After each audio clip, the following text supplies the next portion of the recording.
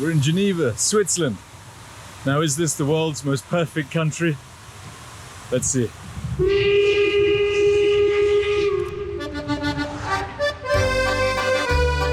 So it doesn't get much better than this.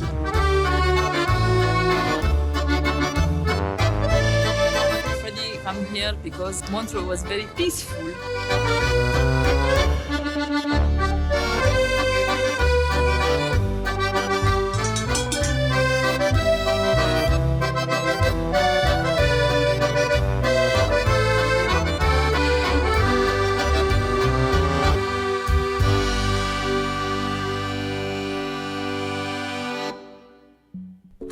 Many say Switzerland is the best place to live in the world, with two of its biggest cities, Geneva and Zurich, in the top 10 of many lists almost every year, based on stability, healthcare, culture and environment, education and infrastructure, wealth and welfare. Switzerland hits the mark. But why and how did it become so? It can't all be cows, chocolate and cuckoo clocks. Surely there must be some darkness within the light. Surely there's no good without at least a little bad. Having called Geneva home for 2 years, I'm back with a friend to cycle the length of the country, uncovering some of the secrets of Switzerland and what makes it tick. 480 kilometers in 5 days, from Geneva to Zurich, and what a ride it was. Okay, that's very... We are in Vesna, Collonges Belle-Rive. Yeah, exactly. Is that right, Belle-Rive? Yes. What do you think of our endeavour? We think that you are absolutely mental doing this in this heat. Okay, let's Is there no longer a flatter route? come back in one piece. Setting off into the city of Geneva from some of its most affluent suburbs, we first passed its most iconic landmark, Le Jet d'eau, a 140-metre fountain shooting into the Swiss sky. Originally a safety valve for a hydraulic power network, it now costs $500,000 Swiss francs a year in electricity bills just to keep it going. But Geneva just wouldn't be the same without it. Perhaps coming in as the second most visited tourist attraction after the Jet is the flower clock, found in the Jardin Anglais. Created in 1955 as a symbol of the city's watchmakers, it was the largest flower clock in the world until 2005, when it lost its crown to cities like Tehran and Kyiv. But watchers in Geneva, what a natural place to dive in. We travel back 500 years to the shores of Lac Le Mans, where the city of Geneva was still under Catholic rule, part of the Duchy of Savoy. But in 1526, Geneva broke free from its former rulers, forging an alliance with the Swiss Confederacy. Around this time, the first Protestant refugees arrived from France, and in 1536, Geneva officially declared itself a Protestant city. It was in that same year that John Calvin, who would become its spiritual leader, arrived. For a time, Geneva would become the Protestant Rome. Calvin's influence would prove transformative. His strict religious reforms led to the banning of religious jewelry, forcing goldsmiths to abandon their craft. The solution was found in the creation of timepieces. Clocks, with their practical purpose, were in line with Calvinist values and thus became a cornerstone of the city's economy. In the 16th century, Switzerland was one of just several countries producing clocks. But in 1572, the St. Bartholomew's Day massacre in Paris, where around 20,000 Huguenots were killed, set off a wave of refugees fleeing Catholic France for the sanctuary of Calvinist Geneva. They brought with them not only watchmaking skills, but also extensive trade networks that would stretch across Europe. Among them were skilled Huguenot artisans who helped spread the craft to other cities. They used workers from the Jura mountains, mainly cattle farmers, who would collect clock parts in the autumn, labour over them during the long winter when there was little farming to do, and return the assembled parts to Geneva in the spring. Jean-Marc Vacheron established a workshop in Geneva in 1755, and yet more French upheaval in the 18th century was to Switzerland's gain. Abraham Louis Breguet, arguably one of the most significant individuals in the history of clockmaking, was born in Switzerland, but was sent to the royal court in Versailles to train as a watchmaker. Whilst most of his competitors focused on clocks for use at sea, he focused on selling to the aristocracy, adding calendars and hourly chimes. Even after the execution of Louis XVI, he continued to supply the Queen, Marie Antoinette, but eventually, in 1793, he fled back to his native Switzerland. During this time, he invented a device called the tourbillon, or whirlwind, which compensated for the effects of gravity, which had caused existing timepieces to be inaccurate, pushing Switzerland to the forefront of clockmaking. Breguet eventually returned to Paris, but his heirs were brought out by an Englishman, Edward Brown, in 1870, whose family sold watches to the likes of King Fuad I of Egypt and Prince Mirza of Persia, as well as being inside the cockpit of the Bugatti Royale. The 19th century saw Switzerland become the world leader in watchmaking, with one Antony Norbert Patek arriving in 1839 from Poland. Patek Philippe became known for individually making watches for young American industrialists, and they hold the world record for the 2 most expensive watches ever sold. Their slogan, "You never actually own a Patek Philippe, you merely look after it for the next generation," while slightly absurd, does seem to work, seemingly giving owners the feeling of buying into the Genevois old money club. There is also some truth to it, as they often do increase in value over time due to their perceived scarcity and high level of craft. So I went inside Patek Philippe, arguably the most famous Genevois watchmaker. Of course, no filming allowed, but they did very kindly give me a VIP pass to the Patek Philippe Museum. So thank you very much, very kind. So, but I did ask, what's your most expensive watch? They said well over 1 million francs, cheapest 30,000. One day, maybe. Omega, founded in 1848, became world famous in the 20th century for the timing of sports events such as the Olympics. It's one small step for man. But the company went on to land perhaps the biggest advertising coup in watch history, with astronauts Neil Armstrong and Buzz Aldrin setting foot on the moon in 1969, both wearing Omega Speedmasters. One giant leap for mankind.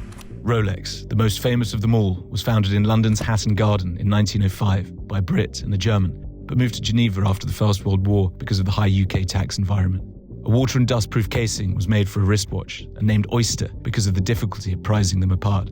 Rolex even used aquariums in their showrooms, placing their watches at the bottom to show how they were waterproof. The perpetual movement was the world's first self-winding mechanism invented in 1931 and remains at the heart of every modern automatic watch. In the mid-20th century, the Swiss watchmaking industry was soaring as high as its many peaks. But the 1970s brought the quartz crisis, a period of upheaval when inexpensive, accurate battery quartz watches from Japan threatened the traditional mechanical Swiss watch. The number of employees in the Swiss industry plummeted from 90,000 in 1970 to 33,000 in 1984, and exports halved. Japanese company Seiko became the biggest watch brand in the world, and the digital era came alive, with the Casio-Tron first introduced in 1974. In response, Swiss manufacturers, Swatch especially, under the leadership of Lebanese immigrant Nicholas Hayek, embraced quartz technology, developing the lower-cost Swatch watch to compete. They evolved, and the luxury mechanical watch market was revitalized, with a focus on the highest-end timepieces and their heritage and tradition, telling the Swiss watchmaking story to the world, who very much rebought the story. And we can see the success today. In 2023, the Swiss watch industry exported 16.9 million items and accounted for 26.7 billion francs of exports and 65,000 jobs. Watchmaking accounts for 4% of GDP and is the third largest export industry behind pharmaceuticals and machinery. Watch tourism is even in full swing, with Audemars Piguet recently opening a luxury hotel and museum back where it all began. The Swiss watch and Swiss timekeeping has become synonymous with Switzerland. And an expensive watch has become a key part of any uniform for a businessman, politician, sportsman, or musician. The soft power of the Swiss watch is hard to quantify, for Switzerland and for the wearer. Jordan 4s or Jordan 1s, Rolex's got more than one. My AP costs 31. Happily really spent a million just to Richard Millis and up and willy-nilly through the city.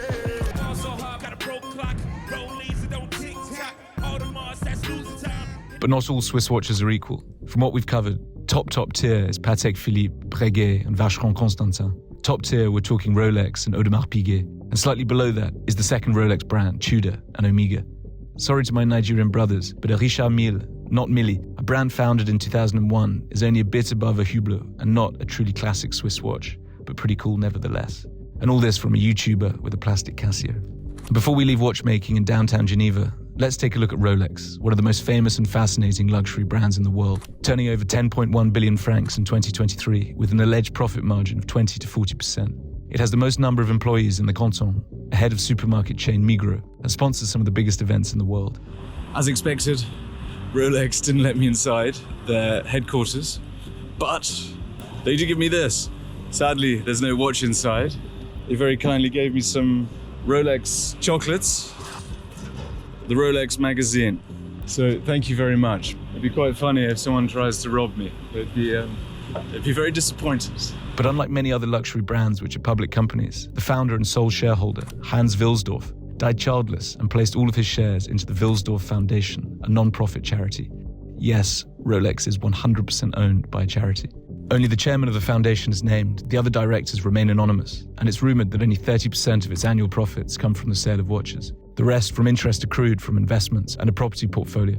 Rolex is sitting on a mountain of tax-free cash and assets, which it then distributes via its somewhat secretive foundation. Their website is sparse, but one of the foundation's statutes allegedly states that cultivated and deserving women should receive discreet help, rumoured to grant 300 million francs a year, more when there are big projects. The Hans Wilsdorf Foundation, amongst other things, helps house the homeless in Geneva, supports an independent media, helped finance the local football and ice hockey clubs, built the Hans Wilsdorf Bridge, and supports hundreds of applicants in financial need every year.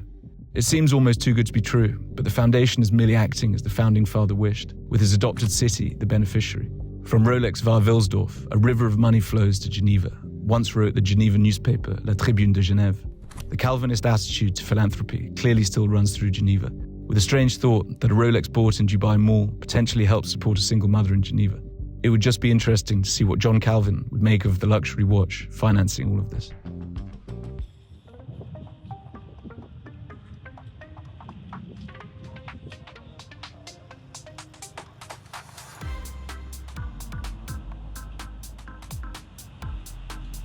Coming out of Geneva on the right bank, we start to see international organizations like the UN, the Red Cross, the WHO and the WTO. On the other side of the lake, we have the World Economic Forum, and outside of Geneva, as we approach Nyon, UEFA. But more on this later. Yeah. UEFA headquarters, Nyon. Beautiful view of the lake.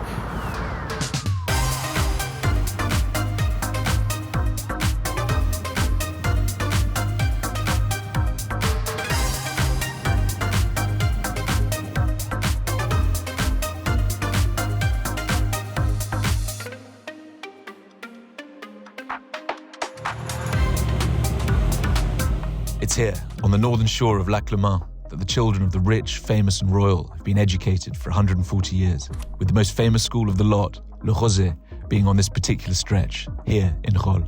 But why do some of the most influential people on the planet send their children to be educated in Switzerland? Let's start with a price tag. For 154,200 francs per year, per student, plus all the extras, you can buy your way into the global moneyed, political and royal elite.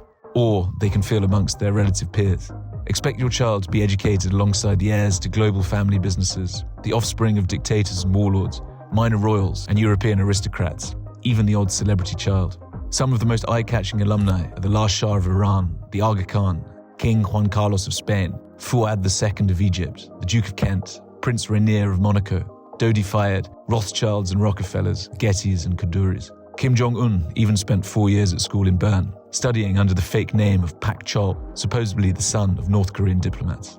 Apart from the world-class facilities and teaching, it's the network you're really buying into. And for curious young people, what can really go wrong in the safety of Switzerland without too much temptation? As we enter Lausanne, the capital of Canton Vaud, famous as the operational headquarters of Philip Morris International, the makers of Marlboro cigarettes, for its top Swiss universities, the global coffee trading headquarters for Starbucks, and many other things, of course, we stopped off at the headquarters of the International Olympic Committee. Here we have the IOC headquarters. You see the Olympic rings. Why is Switzerland, a country not particularly known for its sporting history, home to the modern Olympics? And as we've seen, why do so many international organizations have their headquarters here? It's the world's oldest permanently neutral state and has not been involved in an international conflict since 1815. Protective of its independence, it did not participate in the United Nations until 2002 and is not a member of the European Union. Famously, Switzerland remained neutral throughout both world wars, and it was during World War I when the International Olympic Committee, the IOC, moved from the French capital Paris to Lausanne. A little further down the lake, in Ouchy, is the Olympic Museum. It houses the largest archive of Olympic Games memorabilia in the world and gives an insight into its history. Here we are at the Olympic Museum, Lausanne, Ouchy, Vevey-Ouchy. This is where the Frenchman Pierre de Coubertin founded the modern Olympics. And here, the Summer Games, the first Athens, 1896, Paris, 1900, and then the 30th Games, you see at the bottom, London, 2012, Beijing. What do you think, George? It's very chic. Inspired by the ancient Greek games, the modern Olympics was founded by a Frenchman, Pierre de Coubertin, who sought to combine sport, education and international cooperation. The first games were in Athens in 1896, with Paris hosting them most recently in 2024. In the intervening years, women were at last included. The Winter Games were born, political statements have been made, and countries have used them to announce themselves to the world. They've brought joy to athletes and viewers alike, and inspired generation after generation, and all administered from this somewhat sleepy Swiss town. Although he was French, de Coubertin was buried in Lausanne, but it was decided that his heart was to be placed in Olympia, the Greek birthplace of the Olympics, by his cousin, an IOC member for France, and my great-great-grandfather, Comte Albert de Berthier de Sauvigny.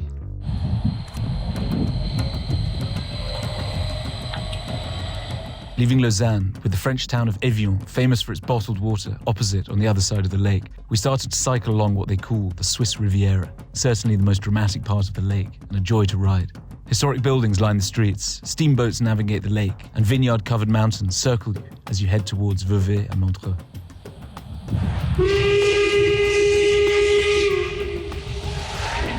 The Swiss Riviera!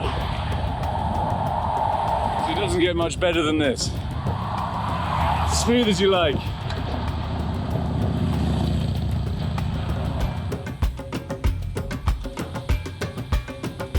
We're in Vevey, Nestléville.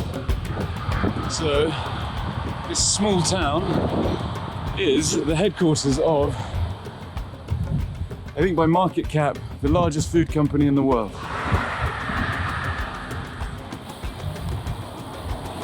So we're probably gonna get told we can't cycle, but quickly, largest food company in the world, based here in a sleepy town in Switzerland. Nestlé is the world's largest food company. They have $29 billion brands, including, for my Nigerian viewers, Milo, Maggi, and Nescafe. But how did this company, founded by a German, in a small town on the shores of Lac Le Mans, where it remains, an hour by train from Geneva, become the world's largest? It starts with an icon of Switzerland, the cow. With large areas of the country covered by mountains, unsuitable for cultivation, cattle farming has been a major activity since the Middle Ages, and milk being the main product. A German pharmacist came to Vevey in the early 19th century, changing his name from Heinrich to Henri, and saw an opportunity for this excess milk. He succeeded in manufacturing a soluble powder which could be fed to babies, and within 7 years, 1.6 million tins had been sold. Nestlé had invented milk-based baby formula. In 1938, Nestlé launched its first non-milk product, Nescafé. The Brazilian Coffee Institute had asked them to help preserve its large coffee excess, and another long-life soluble powder was born, becoming the synonym for the instant coffee we know today. World War II saw German products boycotted, and neutral Switzerland and Nestlé saw strong demand from the US Army. The company had started to become multinational. Their brands such as Kit Kat, Nesquik, and Smarties became famous and loved around the world, but the company has not been without controversy. In the Swiss tradition, Nestlé has continued to innovate, with the Nespresso capsule evidence of this. Nespresso? What else? A mixture of international growth, acquisitions, and the development of products have seen the company thrive into the juggernaut it is today and add to the great wealth of the country. Ça va.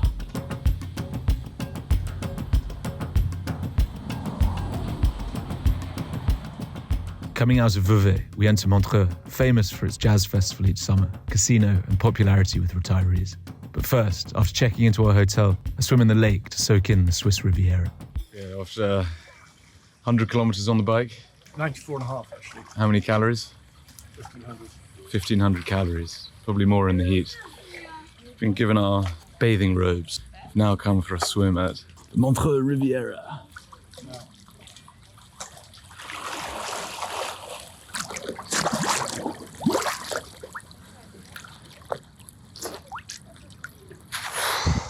Many Swiss and foreigners retire to such places due to their climate, beauty, good healthcare, stability and safety, with Montreux one of the hotspots. Musicians have found a home in Montreux, with many having made albums here. Deep Purple recorded Smoke on the Water in 1971, a song telling of how a Frank Zappa fan set the Montreux casino on fire.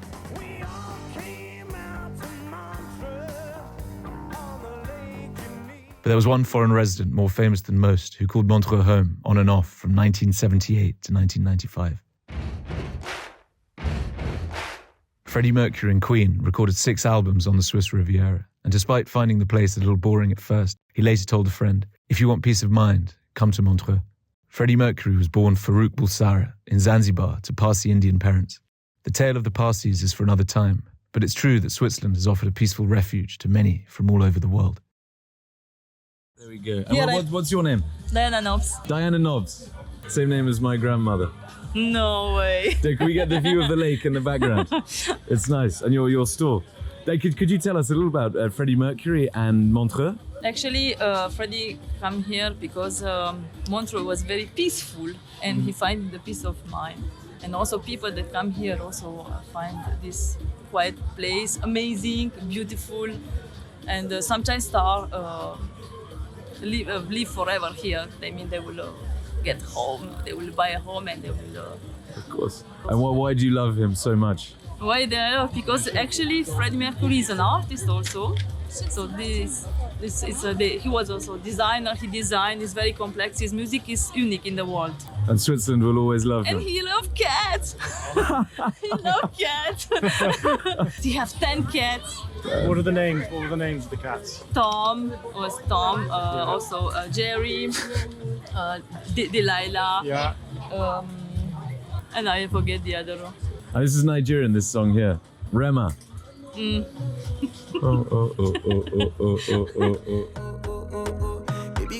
As the sun set on day one, we were bracing ourselves for the more daunting day two, stopping by to see the sparkling streets of Montreux before hitting the hay and dreaming of the Alps to come. These guys are crazy. They're not normal. Anyway, kisses.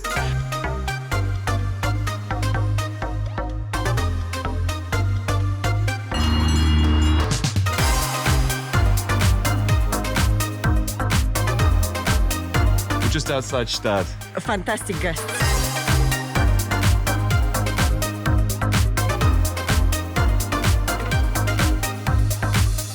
Come on.